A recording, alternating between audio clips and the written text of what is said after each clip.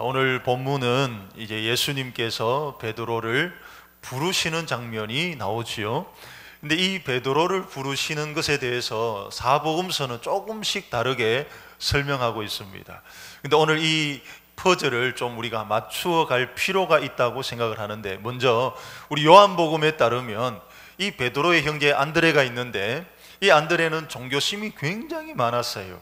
그래서 저 갈릴리에서 세례 요한을 따르기 위해서 유대 광야까지 내려갔어요. 그리고 세례 요한의 제자가 되었지요. 그런데 어느 날 이 세례 요한이 예수님께서 유대 광야로 오시는 것을 보면서, 보라, 세상 죄를 지고 가는 하나님의 어린 양이로다 라고 했을 때 이제 메시아가 왔다는 거잖아요. 그러니까 이 안드레는 세례 요한을 따르다가 예수님을 따르게 됩니다. 예수님에게 따라서 많은 이야기를 들었어요. 가슴이 뜁니다. 그래서 다시 고향으로 와서 베드로에게 이야기해 주는 거예요. 우리가 메시아를 봤다라고 하면서 베드로의 손을 잡고 예수님께 데리고 가는 거예요. 이게 첫 번째 베드로와 예수님의 만남입니다. 그런데 베드로는 따르지를 않았던 것이지요. 자, 이제 마태와 마가는 그 내용이 거의 흡사합니다. 이런 겁니다. 예수님께서 이제 이 갈릴리 해변을 지나가시는데 이제 이 베드로와 안드레가 그물을 던지는 것을 봤어요. 예수님께서 그들에게 말씀합니다. 나를 따르라. 내가 너희로 하여금 사람을 낚는 어부가 되게 하리라. 그랬더니 그물을 버려두고 예수님을 따랐습니다. 그런데 누가복음은 좀 더 상세하게 첨분된 내용으로 우리에게 이야기를 해주는데, 이 장면이 있기 전에 누가복음에 따르면 이 베드로는 예수님을 한 번 더 만난 적이 있지요. 예수님께서 가버나움 회당에서 귀신 들린 사람을 고치시고 이제 베드로의 집에 오잖아요. 베드로의 집에 와서 그 열병에 앓은 장모를 고쳐 주었거든요. 이게 적어도 두 번째의 만남이 됩니다. 자, 그리고 나서 오늘 본문의 사건이 이제 펼쳐지는 거예요. 예수님께서 이른 아침에 게네사렛 호숫가로 이제 나오셨습니다. 그랬더니 많은 무리들이 예수님의 말씀 듣고 싶어서 그렇겠지요. 예수님의 말씀이 얼마나 은혜로운지 예수님의 말씀을 듣고 싶어서 아침부터 지금 해변에 마구 모여들었어요. 예수님께서는 그 많은 무리들에게 귀한 말씀을 전하고 싶은데 여기 딱 붙은 상황에서는 저 뒤에 사람이 못 듣는 거예요. 그래서 예수님께서는 좀 그들 무리와 좀 떼기를 원하셨는데, 거리를 좀 떼기를 원하셨는데 두리번 살피니까 저기에 두 척의 배가 있었습니다. 한 척은 베드로의 배였어요. 하필이면 예수님께서는 그 베드로의 배 위에 오르신 거예요. 그리고 말씀을 전하신 겁니다. 참 희한하죠? 두 척의 배에서 하필이면 베드로의 배에 딱 오르신 거예요. 그리고 예수님께서 말씀을 전하시는데 그 말씀이 얼마나 은혜가 되는지, 예수님의 해변가 부흥회잖아요. 너무너무 은혜가 되는 거예요. 베드로도 옆에서 은혜를 굉장히 많이 받습니다. 야, 맞지, 아멘 하면서 막 말씀을 듣는 거예요. 그 말씀의 권위가 얼마나 센지 압도되어져 가는 거예요. 이게 은혜입니다. 사실은 말씀을 전할 때 말씀에 압도되는 거, 이게 은혜인 줄 믿습니다. 우리 이 주일 일부 예배 우리 성도님들도 이 아침에 오셨는데 오늘 이 아침에 여러분들에게 말씀에 압도되는 은혜가 있기를 주의 이름으로 축복합니다. 그러니까 말씀에 압도가 되는 거예요. 근데 예수님께서 베드로에게 이렇게 말씀합니다. 베드로야, 저 깊은 데로 가서 그물을 내려서 고기를 잡아라. 지금 베드로는 그럴 상황이 아니거든요. 베드로는 밤새도록 고기 잡고 왔던 거예요.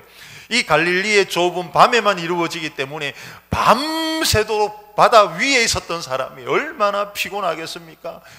파도가 치는 그 조그마한 배 위에서 흔들흔들 하면서 그렇게 밤새도록 지내다가, 근데 한 마리도 그날따라 못 잡은 거예요. 이놈의 고기들이 다 정신이 나가버렸는지 어디로 다 다른 데 가는 거예요. 희한하게도 물반 고기반이라고 하는 그 갈릴리에서 그물을 내렸는데 안 잡히는 거예요. 저쪽의 배는 잡히는데 유독 내 배만 막 피해 다니는 거예요. 야, 이 고기는 도대체 어떻게 된 것일까? 낙심하면서 허탈한 마음으로 노를 저어서 이제 겨우 부두에 도착해서 그물을 싣고 있는데 예수님이 그 배 위에 오르신 거거든요. 이제 그물 말리고 쉬어야 돼요. 그런데 예수님께서 다시 말합니다. 깊은 데로 가자. 그리고 그물을 내려서 고기를 잡자라고 예수님이 말씀하실 때 이 베드로는 거절할 수가 없었습니다. 왜냐하면 예수님의 말씀이 얼마나 권세가 있는지, 내 마음은 그런지 몰라도 예수님의 말 앞에 압도되었기 때문에 거절할 수도 없고 항거할 수도 없고 순종할 수밖에 없는 그런 상황. 베드로가 마음이 좋아서 간 게 아니고 하나님의 그 압도되는 말씀 앞에 그는 어쩔 수 없이 그냥 자연스럽게 깊은 곳으로 가는 거예요. 막 노를 저어서 가는 겁니다. 막 노를 저어서 가는데 그물을 내리라는 거예요. 그런데 여러분 잘 아시다시피 그 시각에는 고기 한 마리도 안 잡히는 시간이에요. 날은 훤하게 밝았어요. 이 갈릴리의 수심은 40m밖에 되지 않기 때문에 고기가 날이 새면 이 배가 지나갈 때 다 도망을 가는 거예요. 그러니까 지금 그물 내려도 한 마리도 안 잡힌다는 것은 베드로가 그 누구보다 잘 아는데 압도된 말씀 앞에 이렇게 말합니다. 저는 딱 한 가지, 선생님이 말씀하신 그 말씀에 의지해서 그물을 내리나이다. 여기서 중요한 것은 선생님이라는 단어를 썼어요. 아직까지 베드로의 마음에는 예수님이 선생님이에요. 선생님이 말씀하시는 그 말씀 때문에 내가 그물을 내리나이다 라고 하면서 그물을 내렸는데, 이게 어떤 일이죠? 훤히 날이 밝았는데 고기들이 이제 순식간에 또 정신이 나가버린 거예요. 그래서 갈릴리에 있는 고기들이 막 몰려드는데 줄을 서가지고 지금 베드로의 그물 안에 막 순서대로 막 들어가기 시작을 하는데 그 그물이 가득 찬 겁니다. 이상한 일이 지금 바다 속에서 일어난 거예요. 그래서 그물을 당겨보니까 이게 안 당겨지는 거예요. 그래서 다른 배를 불러가지고 막 당겨서 배에 실었는데 성경에 그대로 보면 두 배가 잠기게 되었더라. 그만큼 만선의 은혜가 있었던 겁니다. 놀랬던 거예요. 야, 어떻게 바닷속까지 아느냐? 내가 내 형제 안드레를 통해서 예수님 만났을 때도 그분은 선생님이었고, 우리 집에 와서 우리 장모님을 고칠 때도 여전히 선생님이었는데 이건 이제 다른 차원인 거예요. 바닷속까지 아는 그 주님, 지금 이 시각에는 고기 한 마리도 안 잡히는데 이 놀라운 역사가, 기적이 일어나는 이분은 이제 선생님이 아니라 주님으로 바뀌게 됩니다. 자, 한번 우리 읽어볼까요? 오늘 본문 8절 말씀 우리 다 같이 한번 읽어보십시다. 8절입니다. 시작. 시몬 베드로가 이를 보고 예수의 무릎 아래에 엎드려 이르되 주여 나를 떠나소서 나는 죄인이로소이다 하니, 여기서 주여라고 말하는 거예요. 주여 나를 떠나소서 나는 죄인이로소이다. 무릎을 다 꿇고 이제는 지존하신 하나님 앞에 서 있는 것처럼 무릎을 다 꿇고 주여 나를 떠나소서 저는 죄인입니다. 적어도 두 번의 기회는 있었는데 거부했던 그가 염치가 없어지는 거예요. 야, 내 같은 놈 하나님, 주님께서 이렇게 불러주셨는데 염치가 없어서 나를 떠나소서라고 이야기했을 때 주님께서 다시 한 번 더 나를 따르라고 말씀해 주시는 거예요. 바로 이 사건 속에서 베드로는 모든 것을 버려두고 주님을 따르게 됩니다. 여러분, 여기서 알 수 있는 것은 예수님께서 베드로를 만나주시고 불러주셨는데 베드로는 계속해서 따르지 않다가 적어도 세 번째 기회에 예수님을 따르게 되는 모습을 우리 복음서 전체를 통해서 재구성하게 되는 거지요. 이런 거예요. 예수님의 마음에는 원래 베드로가 예수님의 제자로 지정되어 있었던 것 같아요. 그러니까 예수님께서는 저 베드로를 처음 만나실 때부터 내 제자로 삼으리라 마음에 품고 있었던 거예요. 선택하셨던 거예요. 그리고 부르신 거예요. 그러나 세 번 만에 베드로는 주님을 따르게 됩니다. 여기서 한 가지 중요한 것은 예수님은 선택한 사람을 절대로 실패함 없이 반드시 부르신다는 사실을 우리는 꼭 기억하셔야 돼요. 이게 구원에도 그대로 적용이 된단 말이죠. 우리 하나님께서는 우리를 창세전에 예정하셨습니다.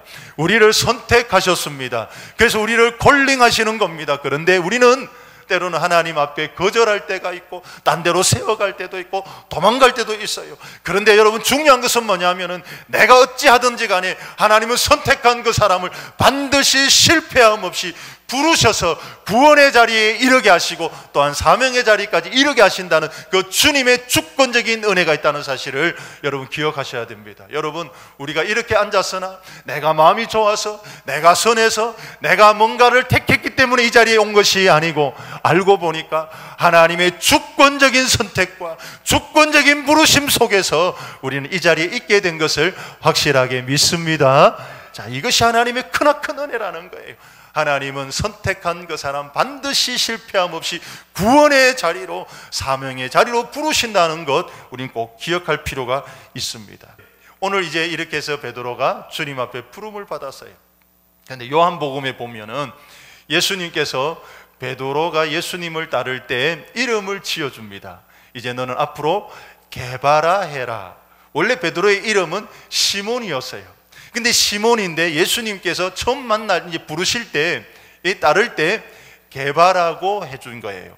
게바는 반석이라는 뜻입니다. 아람어입니다. 요거를 헬라어로 하면 베드로예요. 그러니까 베드로라는 것은 원래 이름이 아니고 주님이 붙여진 이름이었어요. 그런데 여러분, 이거 너무 이상하잖아요. 베드로의 생애를 이렇게 살펴보면 베드로는 반석이라는 이름과 어울리지가 않잖아요. 예? 반석이라는 이름과 전혀 어울리지 않고 베드로의 생애는 늘 좌충우돌하는 그런 인생이었어요. 그럼 거기에 맞게 이름을 지어주셔야 되는데, 그 좌충우돌하는 그 인생에게 주님께서는 이제부터 게바라 해라, 베드로라고 해라라고 이름을 지어주신 거예요. 잠시 우리 베드로가 얼마나 좌충우돌하는지 한번 볼까요? 예수님께서 특별히 3명 뽑아가지고 겟세마네 동산에 기도하러 가잖아요. 기도하라고 좀 불렀는데 계속 잠이나 잡니다. 예수님 흔들어서 깨워서 기도하자고 했더니 계속 잠이나 잡니다. 그러다가 예수님을 잡아러 온 사람들이 이제 오니까 소리가 막 들리거든요. 벌떡 일어나 보니까 막 군병들이 막 오는 거예요. 이때 막 칼을 뽑아가지고 막 휘둘렀는데 말고얘기가 톡 잘리는 겁니다. 아니, 얼마나 어이가 없습니까? 만약에 말고에 목을 쳤으면 어떻게 할 뻔했어요. 그러니까 하여튼 좌충우돌하는 인생이에요. 그러니까 이 인생은 보면 원래부터 흔들흔들 왔다 갔다 하여튼 럭비공 같은 인생인데 예수님께서 다 하시면서 이렇게 지어준 겁니다. 너는 이제부터 반석이라고 해라. 도저히 어울리지 않는 것 같은데 어쨌든 그 이름을 받습니다. 아마 제자들이 베드로야 베드로야 하면서 웃어웠을 거예요. 아니, 저기 베드로란다, 반석이란다 하면서 웃어웠을 거예요. 그런데 여러분 잘 보십시오. 가이사랴 빌립보 지방에 왔을 때 예수님께서 묻습니다. 사람들이 내보고 뭐라고 그러대? 그랬더니 이 사람들이, 제자들이 예수님 보고 선지자라고도 하고 뭐 예레미야라고도 하고 대단한 분이라고도 이야기를 합니다. 예수님이 묻고 싶었던 건 이제 여기에 있습니다. 그러면은 그 사람들을 놔두고 너희들은 나를 누구라느냐? 여러분, 이게 중요합니다. 여러분은 어떻게 생각하세요? 옆에 있는 사람 말고 나는 지금 예수님을 어떻게 생각하세요? 나는 지금 예수님을 뭐라고 부르고 있어요? 나는 예수님을 어떻게 믿고 오늘 하루하루를 살아가나요? 지금 이걸 묻는 거예요. 베드로가 그때도 어김없이 손들고 대답합니다. 주는 그리스도시요 살아계신 하나님의 아들입니다. 예수님께서 말씀합니다. 너무 기뻐서 내 반석 위에 내 교회를 세우리라. 이 반석 위에 내 교회를 세우리라. 그러니까 이 반석은 베드로의 신앙 고백인 거예요. 다시 말하면 베드로는 정말로 베드로답게 반석 같은 신앙 고백을 했던 거예요. 원래 이런 사람 아니거든요. 예수님께서 처음부터 지금 이 자리에 있기까지 다듬어 오신 거예요. 다듬어서 베드로가 베드로 되게 하신 하나님, 주님이셨어요. 뿐만 아니라 이 이후에도 왔다 갔다 한 적은 있지만은 훗날에는 위대한 반석 같은 사도가 되어서 순교까지 하는 이름에 걸맞는 인생이 되었어요. 여러분, 그냥 주님이 그에게 베드로라는 이름만 주신 것이 아니라 그 이름을 주실 때에는 베드로를 베드로 되게 하시는 하나님의 의지와 주님의 의지가 담겨져 있었으며 그 인생을 간섭해 주시고 만져주시고 다듬어 주셔서 베드로를 베드로 되게 하시는 하나님의 역사하심이 있었단 말이지요. 이게 바로 은혜인 것입니다. 여러분, 우리는 다 성도라고 그러는 거예요. 여러분들, 우리는 직분을 다 가지고 있어요. 목사, 장로, 집사, 권사. 여러분, 알고 보면요, 이것보다 더 귀한 호칭이 성도라는 거예요.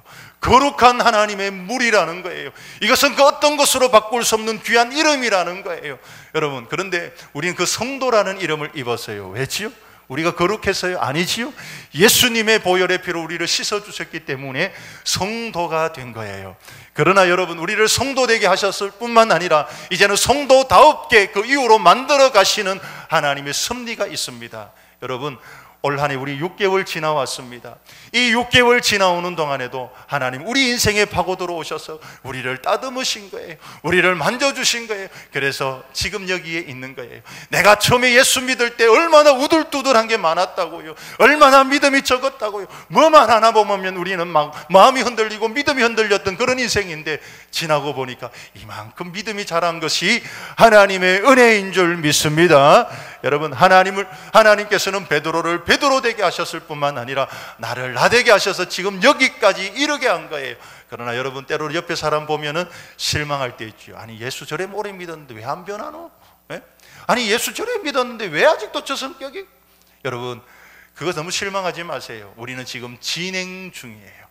지금 여기까지 온 것이 그래도 얼마나 많이 변했다고요. 앞으로 아름답게 변해갈 줄 믿습니다. 여러분, 그래서 여러분 옆에 있는 분들을 자꾸 그렇게 비판적으로 보지 마세요. 여러분 남편 너무 비판적으로 보지 마세요. 여러분 아내를 너무 비판적으로 보지 마세요. 하나님이 만져주실 거예요. 안 되면 막 때리실 거예요. 그래서라도 멋있게 바꾸어 주실 줄 믿습니다. 그런 거예요. 우리 하나님 그런 분이시거든요. 그래서 지금 여기 있는 것까지가 하나님의 은혜인 것이지요. 출애굽기를 보면서 속이 천불난 게, 아니 이스라엘 백성들은 출애굽하면서 계속 원망투성이잖아요.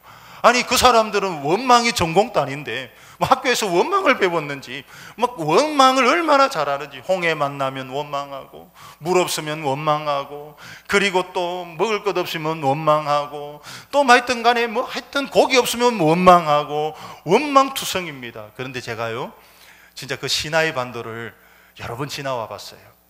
지나오면서 제 마음속에, 저는 걸어온 게 아니고 버스 타고 왔어요. 제보고 다시 갈래 물으면은 안 가고 싶어요. 야, 그 길 그 만만치 않더라고요. 좋은 버스 타고 지나와도 힘들더라고요.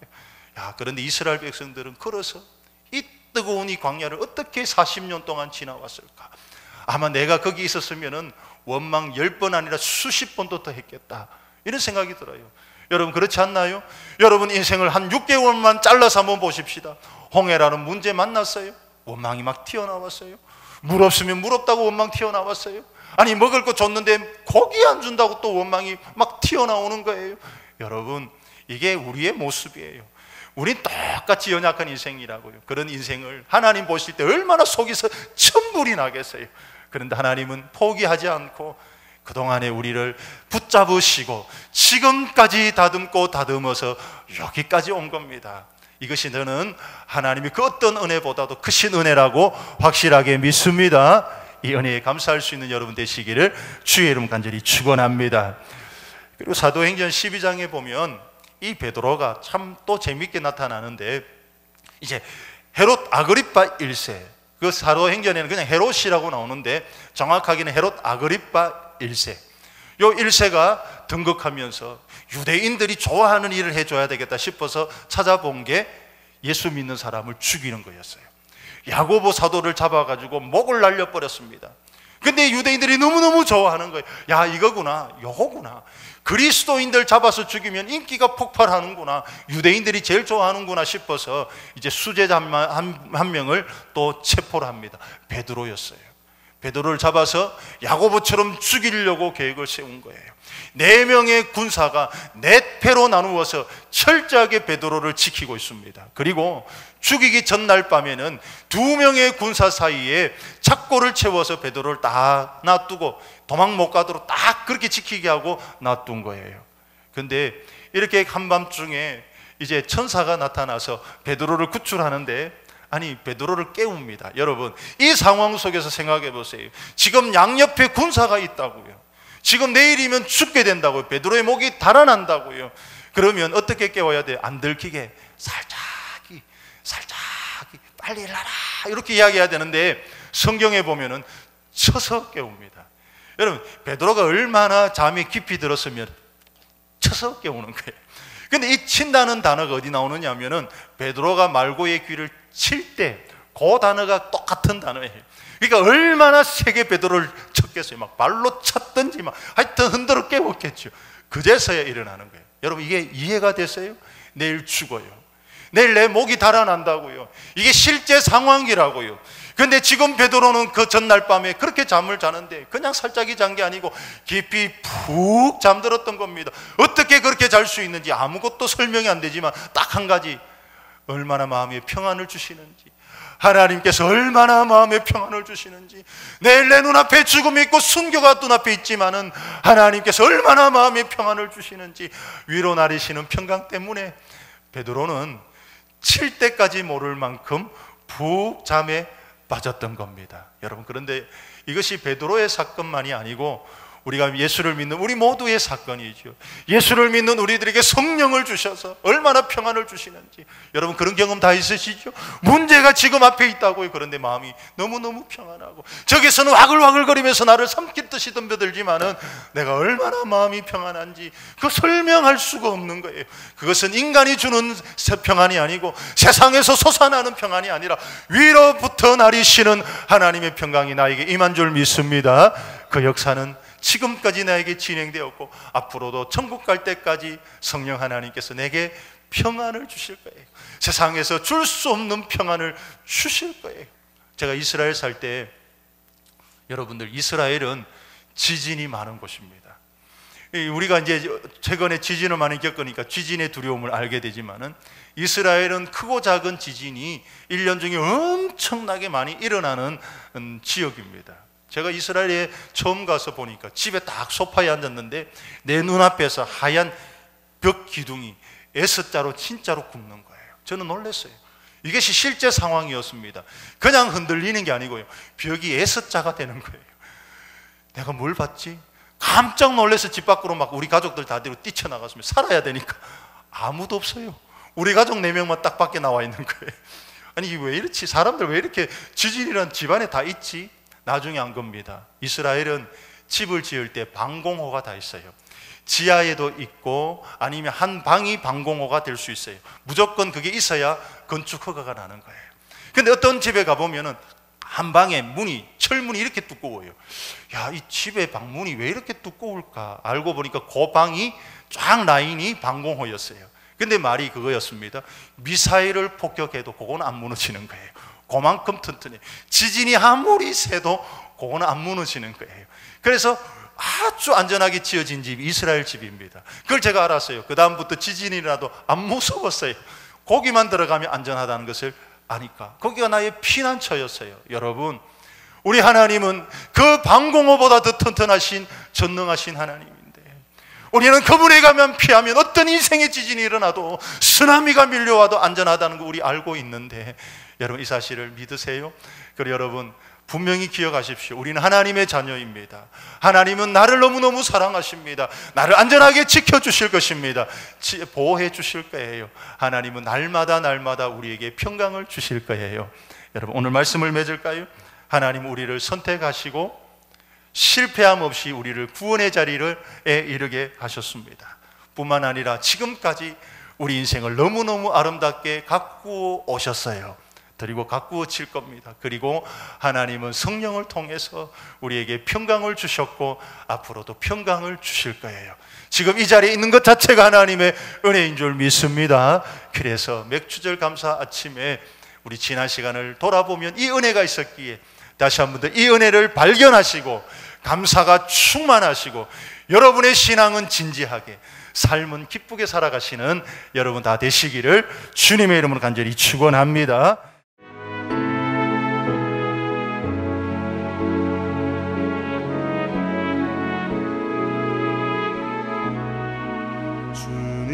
주님 앞에 섭니다.